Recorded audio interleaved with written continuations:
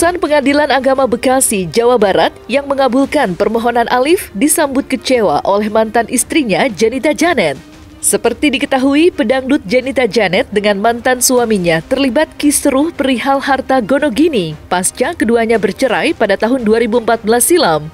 Permintaan Alif yang menghendaki pembagian harta gonogini dibagi secara merata membuat Janita Janet buka suara. Pedangdut berusia 35 tahun itu dengan tegas menolak permintaan Alif dan keputusan Pengadilan Agama yang menurutnya apa yang diinginkan mantan suaminya tidaklah adil, mengingat dirinya lah yang mencari nafkah, bukan mantan suaminya.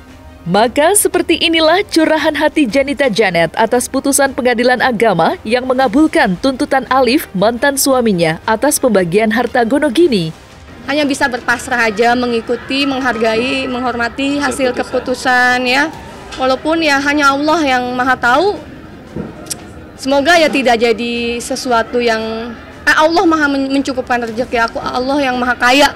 Ketika ada orang lain yang ngambil rezeki kita ya, insya Allah akan ganti. Jadi aku kayak lebih mintanya sama Allah aja, biar aku nggak ngerasa kehilangan apapun, malah semakin ditambah gitu rasa syukur aku kayak gitu. Nggak kecewa karena itu udah keputusan yang terbaik dari ya di Indonesia memang seperti itu, mau perempuan yang jungkir balik dia mau mau dijemput mau gimana ya, ketika berumah tangga itu semua jadi harta gonogini. Jadi ya itu cukup benar-benar jadi pengalaman aku banget. Aku nggak mau di kemudian hari terjadi lagi, nauzubillah min zalik. Aku ngerasain banget lah gitu berjuangnya seperti apa, dan ujung-ujungnya dituntut seperti itu tuh gimana rasanya tuh udah tahu banget tapi ya silakan aja berurusannya sama Allah ya kayak gitu. Tapi ternyata pisah harta itu emang ternyata melindungi apa yang sebaiknya itu tuh rezeki kita yang sebelum dengan pernikahan. Misalnya saya pernah punya apa sebelum pernikahan, nah, seperti itu sih, bukan lebih ke ini harta gue, ini harta lo, nggak kayak gitu. Kalau misalnya kita niat mau ngasih ya kasih aja, nggak ada yang ini punya gue, ini punya lo kayak gitu. Kesel ya saya. Sabar ya. Itu aja sih, aku mah menyemangati perempuan. Ya. Jadi pelajaran lah di pernikahan kami juga kayak ya udah kita bikin perjanjian. Seperti sekarang pun misalnya suami punya harta-harta yang dia bawa sebelum nikah, monggo aja. Apalagi aku orangnya, aduh, rezeki mah dari Allah gitu. Kalau misalnya aku masih bisa kerja ya silakan, aku terima rezeki kalau mau dikasih dari suami ya kita terima. Jadi sesimpel itu. Jadi nggak yang kayak ngotot, wah ini suamiku nih, semua hartanya akan aku rampas ya. Kayak sinetron ya, antagonis ya. Ya nggak kayak gitu. Saya mah tipe orang yang udah cukup aja, udah alhamdulillah. Allah ngasih rezeki aja udah alhamdulillah.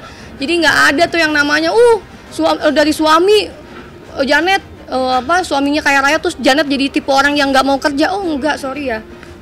Yang dia lakukan aku selalu pengen tahu, walaupun dia nggak ngasih tahu, aku yang cari tahu. Kamu lagi ngapain? Ini apa yang kenapa?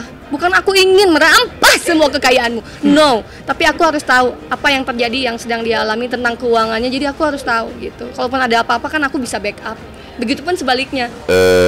Perkaranya Janet dengan mantan suaminya Alif itu sudah lama diputus. Ya, ada putusannya dari Pengadilan Agama Bekasi. Soal harta gonogini dan pembagiannya itu pun sudah dibereskan.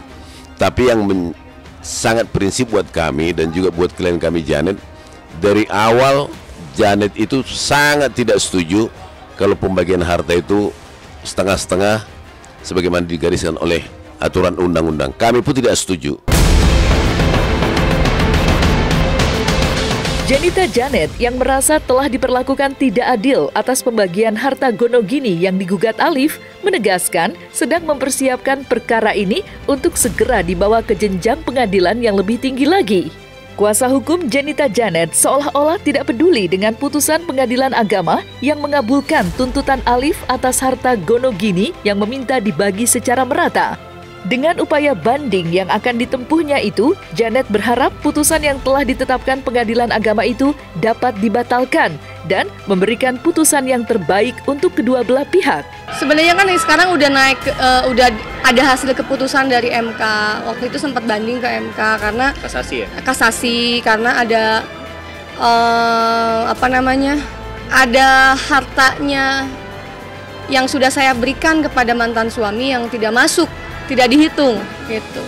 Dan ternyata dikabulkan, alhamdulillah. Akhirnya jadi dihitung. Ya kalau harus fair dong. Kalau misalnya semua harta saya harus di list gitu kan, dia cantumin ada rumah, ada apartemen, mobil tuh harus dijualin semua.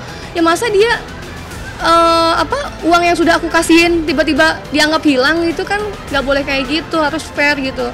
Saya udah berusaha sekuat tenaga.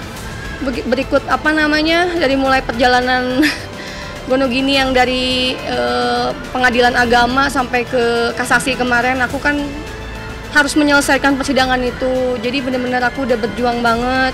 Ya gimana sih nggak sedih ya? Kita perempuan nggak pernah nuntut apapun. Suami pada saat itu belum bisa ngasih tempat tinggal, belum bisa ngasih nafkah yang cukup, ya udah kita terima aja. Tapi daripada kita menerima pasrah terus kita nggak bisa makan, ya akhirnya aku harus kerja kan. Dan aku memang nggak nyangka bisa aku kerja keras aku sekarang malah dituntut kayak gini. Sidang Gonogini ini memang sudah cukup lama ya, udah 2 tahun. Tapi yang perlu teman-teman tahu memang kenapa ada sidang ini, memang karena sudah ada ketentuan hukumnya, sudah ada undang-undangnya, baik secara kompilasi hukum Islam maupun secara negara gitu kan, sudah ada undang-undangnya. Jadi setiap ada perceraian pasti akan selalu ada harta Gonogini yang harus dibagi. Itu udah ada aturannya. Selama harta yang dikumpulkan tersebut di dalam pernikahan, kita belum punya anak, jadi ya ketentuannya memang harus dibagi 2 kayak gitu. Mungkin bukan cuma 1,1, bisa lebih ya, lebih dari 1,1 M. Kenapa? Semasa belum diputus formal oleh pengadilan status perkawinannya, Alif ini sudah banyak menerima barang atau uang yang nilainya 1,1 atau lebih. Ya, artinya apa? Jangan sesudah dia gembosi klien kami lantas nuntut bagi 2, itu tidak fair, itu tidak adil. Ya, hukum pun menyatakan seperti itu. Pengertian adil bukan harus bagi 2, tapi proporsional.